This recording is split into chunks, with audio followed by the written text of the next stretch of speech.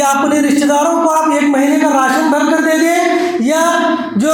مسجد کے محلے کے ایسے لوگ ہیں جو متوسط درجے کے ہیں جن کی اپنی کمائی ان کی بنیادی ضروریات پر خرچ ہو جاتی ہے، تو ایسے لوگوں کے لیے مکمل 1 مہینے کے راشن کا انتظام کرنا یہ بھی ایک ادب ہے، یہ بھی ایک سنت، یہ اسلام کی تعلیم۔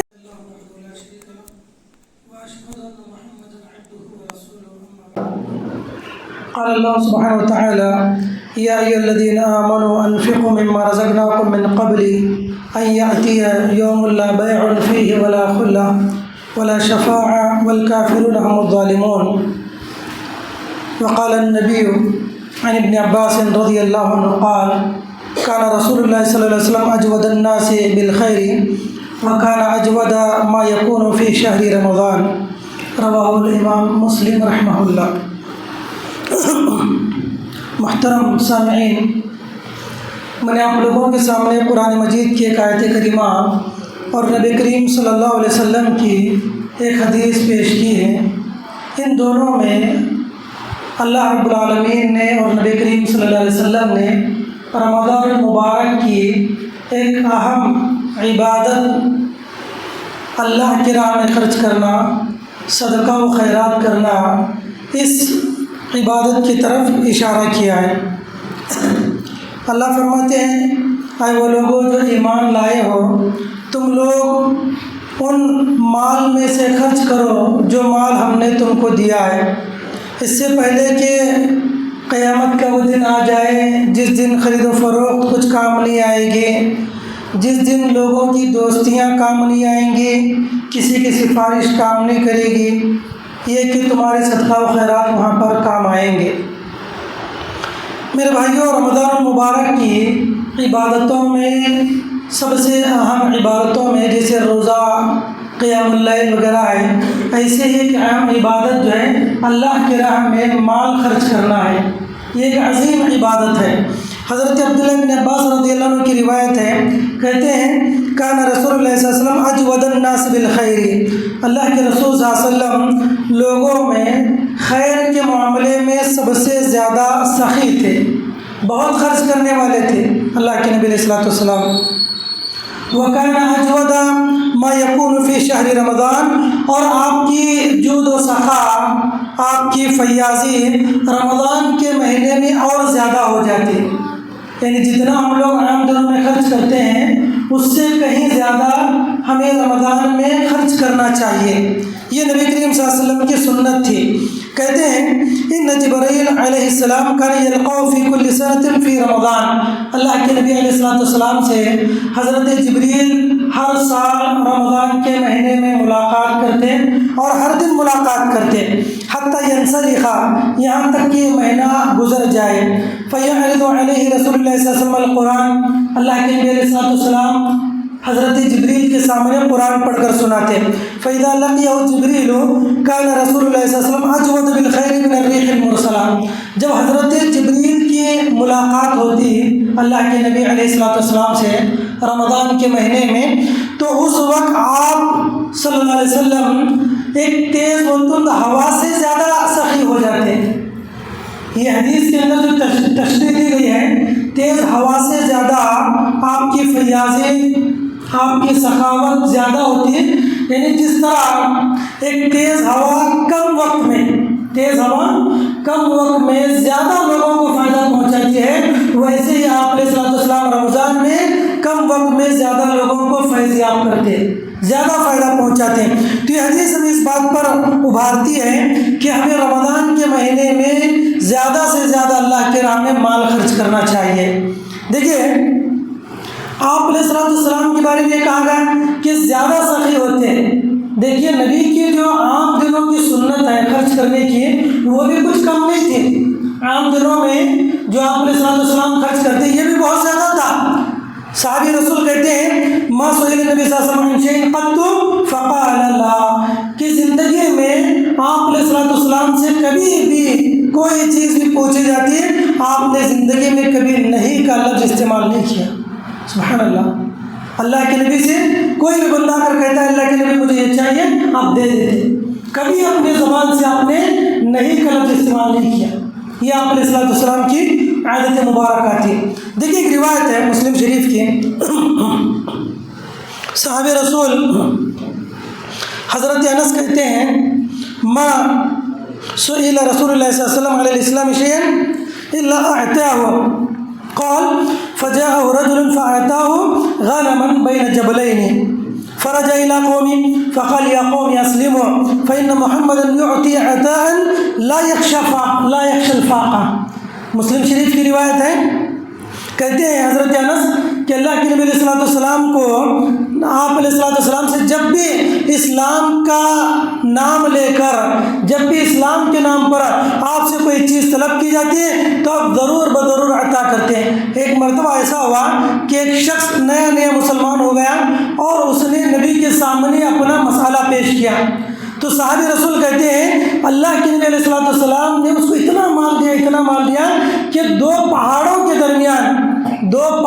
کے درمیان کی وادی بھر گئی بکریوں سے، اتنا زیادہ مال آپ نے یوں ہی دے دیا اس بندے کو، اس بنیاد پر کہ وہ تالیف عقل اس نے اسلام قبول کر لیا۔ تو اللہ کے نبی نے دو پہاڑوں کے بیچ کی جو خلا تھی، جو جگہ تھی، اتنی بکریاں بھر کر آپ نے دے دی، تو وہ بندہ اتنا خوش ہوا کہ وہ چیختے ہوئے جانے لگا اپنے قوم کے پاس، کہنے لگا کہ لوگوں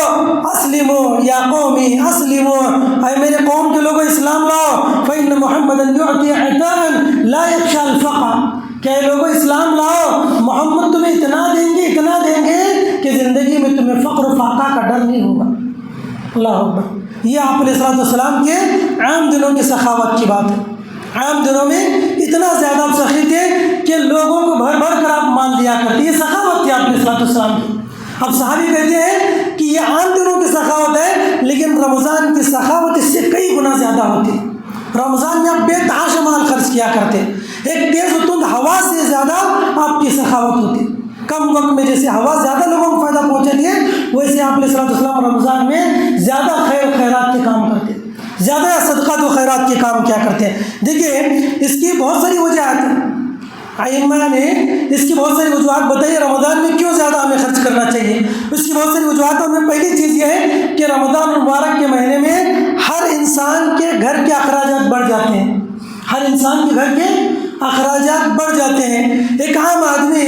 جو عام دنوں کے اندر اپنے گھر کے اخراجات صحیح طور پر مکمل نہیں کر سکتا، تو رمضان کے مہینے میں اس کے لیے مکمل کرنا اور مشکل ہوتا ہے۔ تو ایسے وقت میں مالدار مسلمانوں کی ذمہ داری ہے کہ وہ غربا اور مساکین کا خیال کریں، اپنے غریب رشتہ داروں کا خیال کریں، یا عام مسلمانوں کا خیال کریں جو متوسط درجے کے ہیں، جو متوسط طبقے کے ہیں، ان کے گھر کے اخراجات کے مکمل کرنے میں ان کا ہاتھ بٹائیں، کیونکہ رمضان میں ہر انسان کے گھر میں اخراجات بڑھ جاتے ہیں۔ یہ بنیادی وجہ ہے۔ کہتے امام شافعی رحمہ اللہ احب للرجل الزیادة بالجود في شهر رمضان اقتداء برسول الله صلی اللہ علیہ وسلم ولحاجة الناس فيه الى مصالحهم، کہ رمضان میں لوگوں کو زیادہ سے زیادہ خرچ کرنا چاہیے تاکہ نبی کریم صلی اللہ علیہ وسلم کی سنت کی پیروی ہو اور لوگوں کی ضرورتیں پوری ہو جائیں۔ رمضان میں بنسبت عام دنوں کے لوگوں کی ضروریات زیادہ ہوتی ہیں، اور لوگ وَلِتَشَاغُلِ كَثِيرٍ مِّنْهُمْ بِالصَّوْمِ وَالصَّلَاةِ عَنْ مَكَاسِبِهِمْ، اس لیے کہ رمضان میں لوگ عبادت میں مصروف ہو جاتے ہیں۔ عام لوگ نماز میں، روزے میں مصروف ہوتے ہیں تو اتنا نہیں کما پاتے جتنا عام دنوں میں کماتے ہیں، اتنی وہ کمائی نہیں کر پاتے۔ اس لیے ایسے وقت میں مالداروں کی ذمہ داری ہے کہ وہ ایسے لوگوں کا خیال کریں۔ امام ابن تیمیہ رحمہ اللہ کہتے ہیں اعانۃ الفقراء بالطعام فی شہر رمضان هو من سنن الاسلام، کہتے ہیں رمضان کے مہینے میں عام لوگوں کو کھانا کھلانا یا ان کو راشن دینا جس سے ان کے گھر کے مہینے بھر کا انتظام ہو جائے، یہ سنن الاسلام میں سے، اسلام کے آداب میں سے ہے، اسلام کے طور طریقوں میں سے ہے کہ رمضان میں لوگوں کو راشن کٹ کے طور پر دے دیں، یا اپنے رشتہ داروں کو آپ ایک مہینے کا راشن بھر کر دے دیں، یا جو مسجد کے محلے کے ایسے لوگ ہیں جو متوسط درجے کے ہیں جن کی اپنی کمائی ان کی بنیادی ضروریات پر خرچ ہو جاتی ہے، تو ایسے لوگوں کے لیے مکمل ایک مہینے کے راشن کا انتظام کرنا یہ بھی ایک ادب ہے، یہ بھی ایک سنت، یہ اسلام کی تعلیم ہے کہ ایسے لوگوں کی جو ہے مدد کی جائے۔ اور دیکھیے امام زہری رحمہ اللہ کہتے ہیں کہتے ہیں اتاکم شہر الرمضان، اتاکم شہر رمضان شہر القرآن و اطعام الطعام، کہتے ہیں لوگوں تمہارے پاس رمضان کا مہینہ آ گیا ہے، رمضان کا مہینہ آ گیا ہے، یہ شہر القرآن اور شہر اطعام الطعام، یہ قرآن پڑھنے کا مہینہ اور لوگوں کو کھانا کھلانے کا مہینہ ہے۔ تو میرے بھائیوں، ہم لوگوں کو چاہیے کہ رمضان المبارک کے مہینے کے اندر ہم لوگ زیادہ سے زیادہ خیر کے کام کریں اور زیادہ سے زیادہ اللہ کی راہ میں خرچ کریں۔ تو کئی وجوہات میں ایک وجہ یہ ہے کہ لوگوں کے اخراجات جب بڑھ جاتے ہیں رمضان میں تو ان کی مدد کرنا ہماری ذمہ داری ہے۔ اور دوسری وجہ یہ ہے کہ رمضان میں روزے کی حالت میں جب بندہ خرچ کرتا ہے یہ اور فضیلت کی بات ہے۔ وہ حدیث ہم لوگوں نے سنا ہوگا بارہا، حضرت ابوبکر صدیق کے بارے میں۔ ایک مرتبہ اللہ کے نبی علیہ السلام نے حضرت ابوبکر صدیق سے کہا، یا بلکہ ایک عام سوال کیا آپ نے، من اصبح منکم اليوم صائما، آج کے دن کس نے روزہ رکھا ہے، حالت روزہ میں کس نے صبح کی ہے؟ تو حضرت ابوبکر صدیق نے کہا اللہ کے رسول میں نے صبح کی ہے۔ پھر آپ نے پوچھا من تبع منکم اليوم جنازہ، آج کے دن کوئی جنازے کے پیچھے چلا ہے؟ حضرت ابوبکر صدیق نے کہا انا یا رسول اللہ، اے اللہ کے رسول میں چلا ہوں۔ پھر اللہ کے نبی نے سوال کیا من اطعم منکم اليوم مسکینا، آج کے دن کس نے کسی مسکین کو کھانا کھلایا؟ ابوبکر صدیق نے کہا میں۔ اس طرح کئی سوالات اللہ کے نبی نے کیا، کس نے مریض کی عیادت کی؟ ابوبکر صدیق نے کہا میں۔ کس نے صدقہ کیا؟ کہا میں۔ تو حالت روزے میں اتنی نیکیاں جمع ہو جانا یہ بہت بڑے خیر کی بات ہے۔ اللہ کے نبی نے فرمایا جس بندے کے اندر بھی یہ تمام نیکیاں جمع ہو جائے اس بندے کو جنت کے 8 دروازوں سے بلایا جائے گا کہ وہ جس دروازے سے داخل ہونا چاہے داخل ہو جائے۔ تو میرے بھائیوں، یہ موقع ہمیں رمضان کے مہینے میں ملے گا جب ہم لوگ حالت روزہ سے ہوتے ہیں، کوئی جنازہ ہم نہ چھوڑیں، کوئی بیمار کی عیادت ہم نہ چھوڑیں، ہر دن خرچ کرنے کی کوشش کریں تاکہ ایک وقت کئی نیکیاں ہمارے اندر جمع ہو جائیں۔ تو یہ آپ علیہ الصلوۃ والسلام کی عادت مبارکہ تھی۔ تو رمضان کے مہینے میں ہمیں زیادہ خرچ کرنا چاہیے۔ اس کی ایک دوسری وجہ یہ ہے کہ بہت سارے مدارس اور جامعات کا جو تعاون ہوتا ہے وہ رمضان کے مہینے میں ہوتا ہے۔ رمضان کے مہینے میں جب مدارس والے تعاون کرتے ہیں تو وہی تعاون جو ان کے لیے سال بھر کافی اور وافی ہو جاتا ہے۔ اکثر و بیشتر سال بھر کے اخراجات رمضان کے تعاون سے نکل جاتے ہیں۔ میرے بھائیوں، یہ مدارس جو ہیں، یہ جامعات جو ہیں، اس میں اسکولس کی طرح کالجز کی طرح ہیوی بہت مضبوط فیسیں نہیں ہوتی ہیں، بہت زیادہ فیسیں نہیں ہوتی ہیں، برائے نام کسی سے لے لیا، ورنہ اکثر طلبہ تو بغیر فیس کے پڑھتے ہیں۔ اور ایسے وقت میں ان مدارس کا تعاون کرنا، سفرا کا اہتمام کرنا، ان کے لیے ہر اعتبار سے خیر کا کام کرنا یہ ہماری ذمہ داری ہے۔ رمضان کے مہینے میں جب بھی سفرا آئیں اور تعاون کی درخواست کریں تو ان کی درخواست کو قبول کرنا اور زیادہ سے زیادہ ان کا تعاون کرنا یہ بھی رمضان کی عبادتوں میں سے ایک عبادت ہے۔ اور دوسری بات یہ ہے کہ بہت سارے سفرا کو ہم دیکھتے ہیں جب وہ تعاون کرتے ہیں تو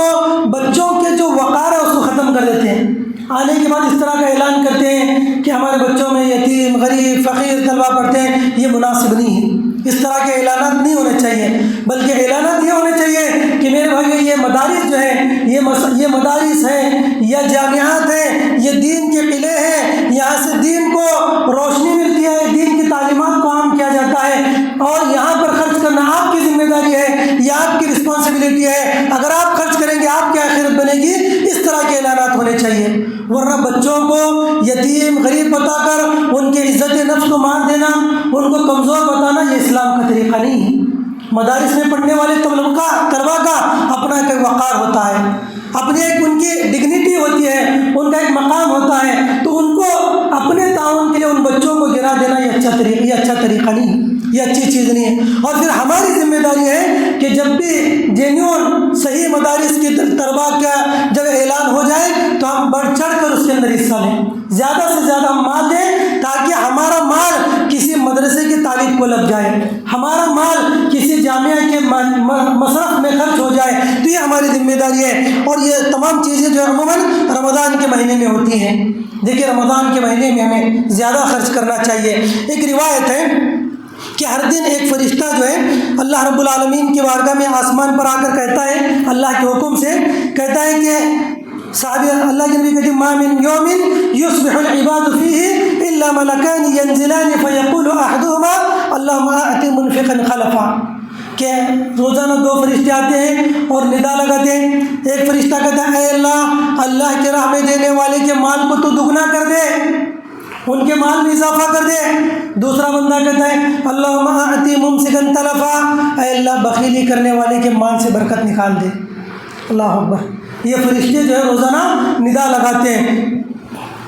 بلکہ ہم جتنا مال خرچ کریں گے اتنا ہمارے مال میں اضافہ ہوگا۔ حدیث قدسی بھی ہے، اللہ کے نبی علیہ السلام نے فرمایا، اللہ تعالیٰ کہتے ہیں